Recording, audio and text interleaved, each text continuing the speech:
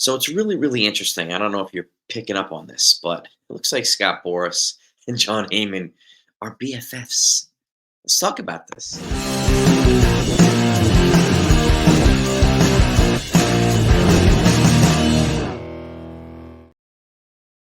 Hey, gang, hope you're doing well. Hope you had a great weekend too. And I wanted to ask you this because, and I don't know if you've been picking up on it, but I've noticed that Jon Heyman has been, you know, talking a lot about Scott Boras clients, particularly this particular offseason. Obviously, he's representing quite a few of the heavy hitters, almost all of them.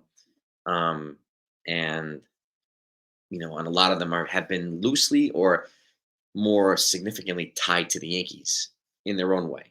And Jon Heyman has been reporting on the Yankees for a long time, as well as other teams as well. But it's been quite often and a little bit more significant this offseason. And he's made his suggestions like, well, in order for the Yankees to be a legitimate World Series contender, they either need to sign Blake Snell or sign Jordan Montgomery or trade for Dylan Cease.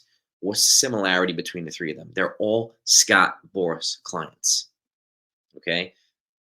Who Mike Clevenger and Shane Bieber have a connection as well.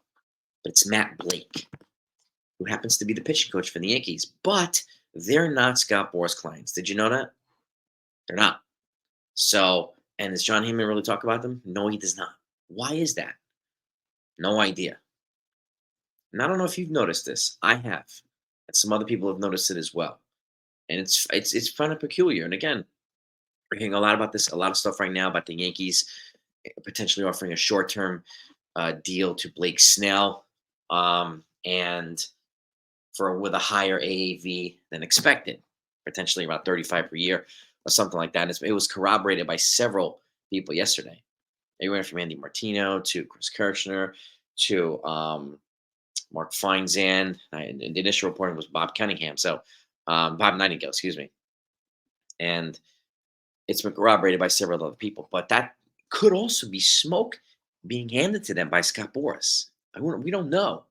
We just don't know. Okay. But it's kind of interesting how Jon Heyman's just kind of talking more significantly about only, for the most part, only Scott Boras clients. Right. And I don't know if you noticed it, but I have. So, and particularly this particular situation, there are differences too. With if you sign Blake Snell as a free agent, let's just say it's 30 million or 35 million per year. You've got to pay the Yankees would have to pay 70 million because they're over the Cohen threshold. Let's just say you get Jordan Montgomery for 20, right? 21. That goes to 40 or 42, which is pretty much $30 million less than you would have to pay for Blake Snell per season, as long as they're over the Cohen threshold, which I don't think they will be for a long time.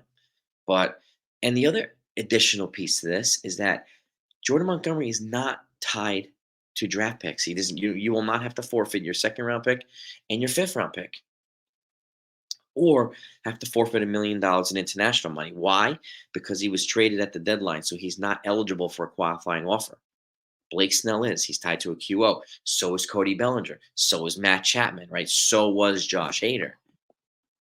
Okay, the only heavy hitter client that's represented by Scott Boras right now that I think is not tied to a QO is Jordan Montgomery. JD Martinez might not be either. Maybe he already got one. But Jordan Montgomery is definitely not tied. So, it's interesting how he's not talking about the guys that do have a Matt Blake connection. Again, Mike Clevenger, Shane Bieber. Okay, also trade/free agent candidates for the Yankees. Okay, and it makes you feel like he's almost working for Scott Boras. I know he's not, but it gives off that vibe. It really, really does. And let me know if you notice this too. I want to continue to talk about this. If you're not subscribed to this channel, please hit that subscribe button. Hit the notification button too. I'm going to continue to talk about this stuff because I do think a Yankee signing of a pitcher or a trade for a pitcher is going to happen in the near future. And again, I don't think they're going to, especially as a free agent, they're not going to want to wait much longer because these guys are free agents. They're not in camp right now. It's already pretty much a week since they've missed already. So We don't want to miss much more time with signing. So if they're going to bring in somebody, it's got to be somebody really soon or a trade. And if they're going to be trading for somebody, he's already in camp. He's already training. He's already in rhythm, in groove. So that's an advantage that a trade candidate has over a signing in a free agency. So, but the connection I found pretty peculiar. I really did. By the way, if you hit the subscribe button, if you do also, I thank you so much for it. I just want to say that. I really appreciate your support. Um, we're on the road to 30,000 subs. We're going to try to get there this year. So we'll see. I hope so. But with that said, have you noticed this stuff? I mean, maybe they'll go a little bit lower. Maybe they'll go instead of 3 years, 100 and let's just say 35. What's that? 3 years, 105. Maybe they'll go 5 for 105, or 5 for 115, which is 23 per year. Okay. Oh, it's not exactly what he wants per year, but nobody else is offering even 15 bucks. So, you know, and in terms of Montgomery, he's also out there still without a team to play for. How long do these guys want to wait? Really? And the Yankees are interested in both of them. Not necessarily to bring in both of them, but to sign one or the other. So what if the Yankees say, here, take it or leave it? You have 24 hours. Okay. That's it. 24 hours, we got to move on. That's it. And we were not going to come back with an offer. Nothing at all. So maybe the Yankees are at the point now where they can do that. And why would they not want to? Right. So, and if I were them, I would seriously consider that. Like if you look, guys, if you really want to bring him, you really want to come here and play, we need you to sign today. We need you to sign today, take your physical, pass your physical, and get your butt in camp. We cannot wait another week. None of this dilly dallying because you're a Scott Boras client. He likes to draw you out all the way till February and so on and so forth. Do you really want a starting pitcher missing weeks of spring training? No. We don't want any more disruption of the momentum that we're trying to build right now. We don't need any of it.